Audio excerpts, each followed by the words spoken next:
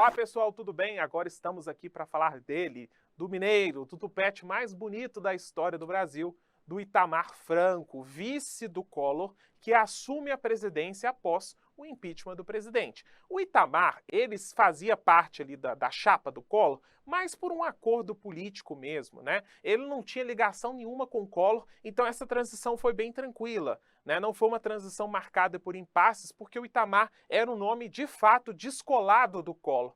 E quando ele assume, né, começa a gloriosa República do Pão de Queijo, né? Porque ele vai escolher vários mineiros ali para ocupar cargos estratégicos, mas ele tem uma medida muito importante aqui nesse contexto, agora sem brincadeiras, né? Que é tentar formar um governo formado por basicamente todos os partidos que existiam aqui.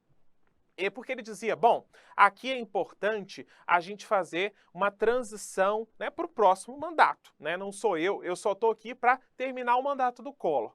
Para não garantir grandes impasses, né, eu vou reunir aqui os partidos mais importantes, né, os partidos que têm representação no Congresso, e vou montar ministérios com eles. E ele fez certo, né? Vamos pensar, afinal das contas, estava ali para cumprir o mandato, né, terminar o mandato do Collor, o ideal era manter uma estabilidade ali. Então ele vai, né, formar um governo formado por basicamente todos os partidos que tinham representação significativa no Congresso. A hiperinflação continuou, né?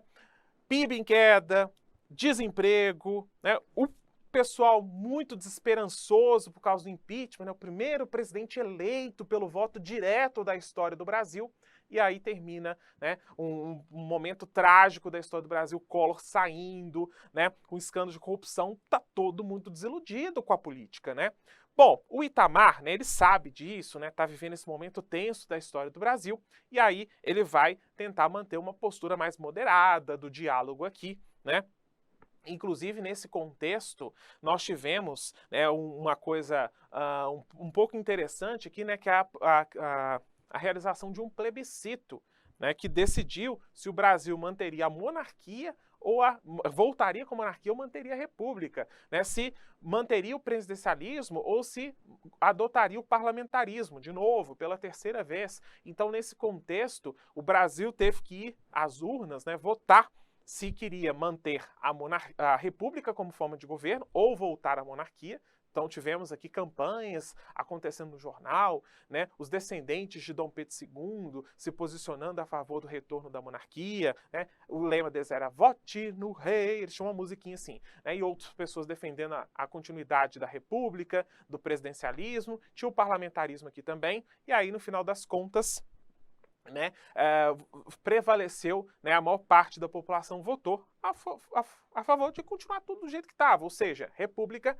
presidencialista. Então, né, monarquia não foi reimplementada aqui, né, vocês já bem sabem disso, e parlamentarismo também não voltou a acontecer aqui. Nossas experiências parlamentaristas foram na época do Segundo Reinado e naquele breve período lá do governo João Goulart, tá certo? Beleza? Bom, só para fechar, esse plebiscito aconteceu porque a Constituição permitia isso. Então, um deputado chamado Cunha Bueno, né, nesse contexto, ele acabou conseguindo fazer com que ocorresse esse plebiscito. Mas, no final das contas, nada foi alterado, tá bom? Bom, para continuar, o governo Itamar foi muito importante, porque nesse contexto aqui, nós tivemos a criação de um novo plano econômico para o Brasil, e esse vai dar conta de resolver a hiperinflação, né, que é o plano real. Então foi com o governo Itamar que a gente conseguiu começar a estabilizar a nossa economia. Claro que não podia ser diferente, tinha que ser o Itamar mesmo, né? E aí o que vai acontecer aqui nesse contexto?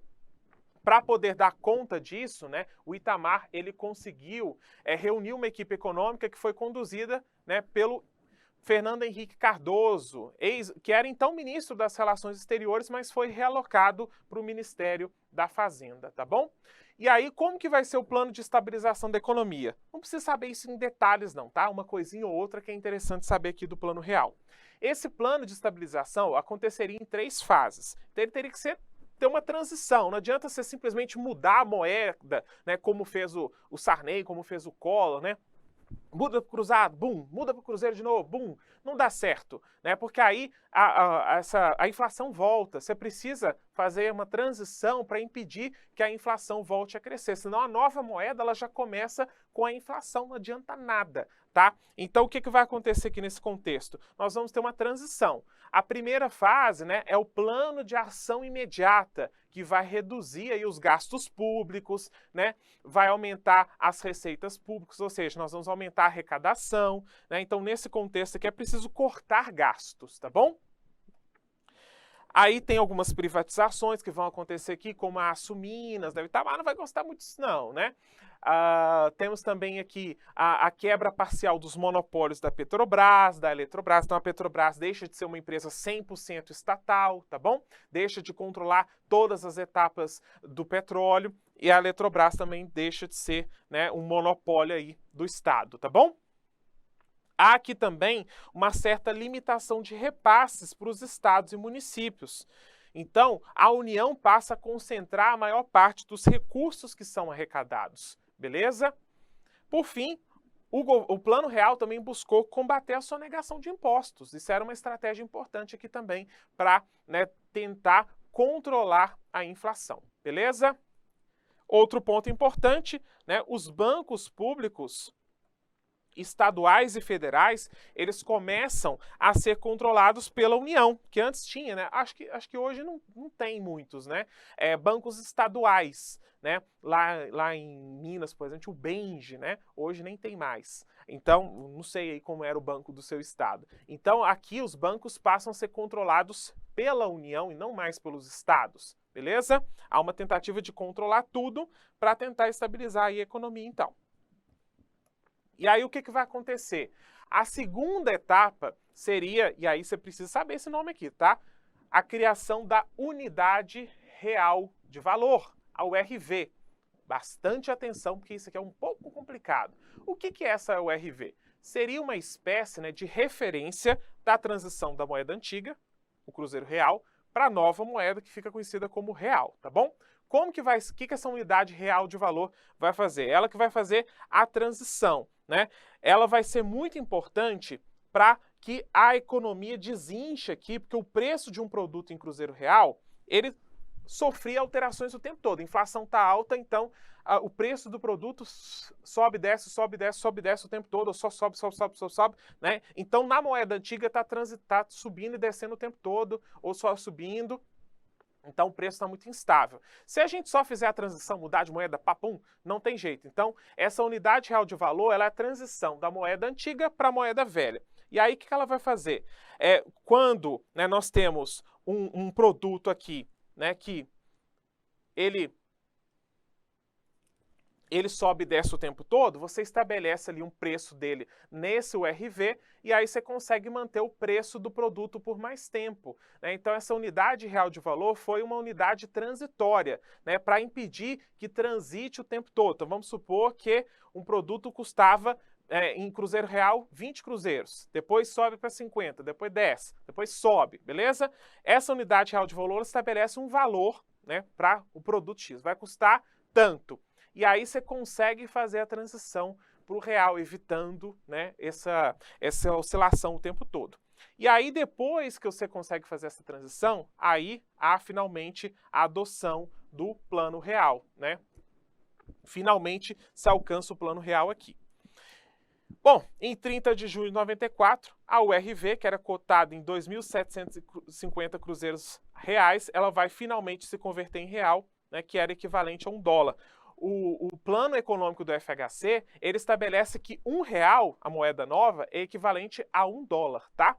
Isso, no final das contas, faz com que a nossa moeda comece forte aqui nesse contexto, né? Comece com uma moeda forte aqui, tá bom? E essa paridade, ela só foi possível porque o governo conseguiu renegociar a dívida externa, né, do país, aí isso acabou permitindo que entrasse mais dólares, né, o Brasil formasse uma reserva, né, e aí a moeda não ficou desvalorizada, mas taxas de juros tiveram que ser levadas o tempo todo para manter, né, o real forte aqui nesse contexto, tá? Ah, preciso saber isso tudo, né? Preciso ser um expert em economia. Não, você precisa saber o que no final das contas, né, para te deixar mais aliviado aqui no final das contas. Você precisa saber que na transição para a nova moeda, existiu essa unidade real de valor para evitar, né, que essa oscilação de preços também acontecesse no real. E só. Outro ponto importante, saber que quem fez o Plano Real foi o FHC, mas na condição de ministro, tá? Ele era ministro aqui quando ele fez o Plano Real. O Plano Real foi criado no governo Itamar Franco, tá? Só que aí, né, o Plano Real dá certo, a economia se estabiliza, e aí o Fernando Henrique fica conhecido como o pai do Plano Real. É interessante observar que essa estabilização, né, ela foi muito importante, né, um dos principais acontecimentos aí da história do Brasil recente, porque ela foi feita sem aqueles choques, sem aqueles congelamentos de preço que o Sarney, que o Collor já tinham feito, né? Então, sem tentar simplesmente, outra moeda, vamos trocar, né? Ou então, vamos simplesmente aqui, né, congelar os preços. Não, ela conseguiu fazer isso tudo sem promover esses choques, sem promover esses congelamentos. Ela simplesmente, né, criou uma unidade provisória aí de valor, né? Chamada URV, né? Que seria a transição do cruzeiro para o real, então criou essa URV e estabeleceu, esse produto, caneta, custa, né, vai custar tanto nessa unidade provisória, justamente para fazer a transição, né, sem evitar, no final das contas, a oscilação dos preços, né, a inflação, beleza? Então foi uma medida muito importante no final das contas. E aí, como deu certo, né, o plano real, o FHC, ele sai aqui, né, como o pai do Plano Real. Né? O Itamar fica até um pouco triste com isso, né? Porque ninguém lembra muito dele em relação ao Plano Real, mas aí, com isso, né, o FHC surge como candidato do governo, né? O Itamar apoia aqui a eleição dele, e aí ele é eleito, né, concorrendo mais uma vez contra o Lula, né, que tentava aí pela segunda vez ser candidato, mas quem vence é o FHC, beleza? O FHC ganha com 54,27% dos votos e é dele, um pouquinho dele, que a gente vai falar no nosso próximo e último bloco, sobre os governos do FHC. Então eu já estou te esperando lá, um abraço, tchau!